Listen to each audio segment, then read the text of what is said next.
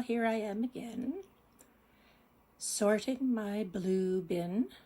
And as you can see, my blue bin has also purples at one end. So when I start sorting a bin of fabric bits, what I generally do is just dump it out on the floor. After I do that, I start sorting. And the things that I put back in the bin, I fold neatly. They are bigger pieces, not huge, but bigger pieces. This one is a strip. Oops, a strip. But it's big enough to do something quite unique on a scrappy quilt. So it goes back in the bin. And when I am working on things, once again, I just follow my rule. I start cutting into larger squares, the largest squares I can get. And here I have in this quarter 6.5, 6, 5.5, 5, 4.5, 4, 3.5, 3, and 2.5. And I just keep going through the pile until there's nothing left on, well, it's off the floor now. It's on my table because it's quite a bit smaller than it was. So what I'm doing this time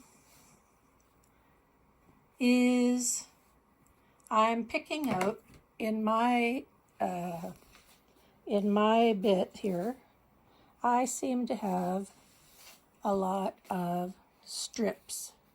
They're random width strips. They're not all the same size, but they're quite long. And what I'm doing with the strips then is I'm just making sure they are the length of my 12.5-inch ruler. I sew a bunch together and then I cut it into a 12.5-inch square just by placing my ruler around it.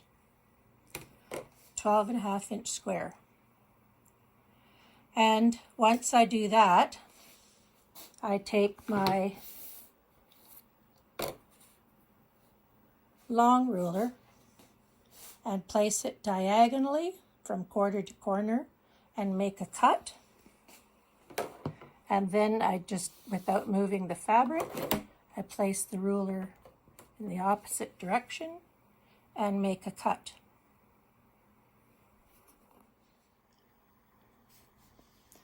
There.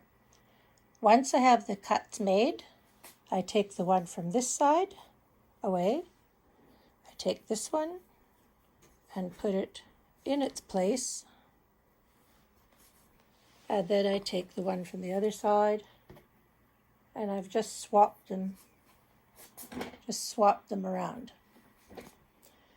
Then all I do is sew the seam here and the seam there and take my square up ruler again and square it up. And within a short period of time, there's lots and lots of squares on my wall. They turn out, if I start and I trim them down, they turn out to be about 11.5 inches once they're squared up. And I'll just keep going until I finish my bin. Now, some of the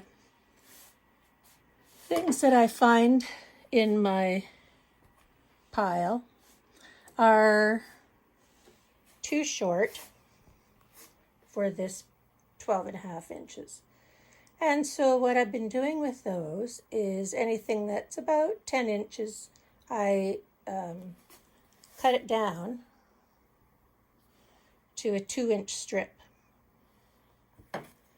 And then what I've been doing here is I have a bunch of squares that are all the same, and I didn't really know what to do with them, so I made a diagonal cut, and I've been inserting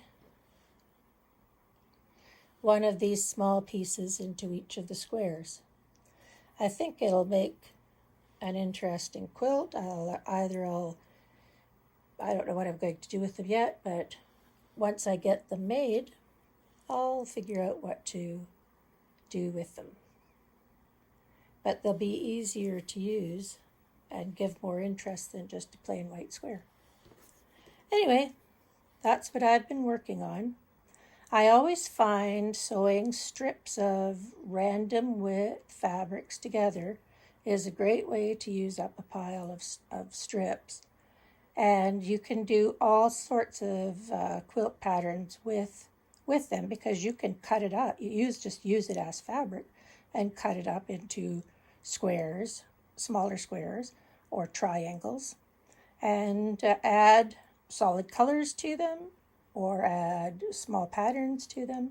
They work out and make all kinds of interesting things.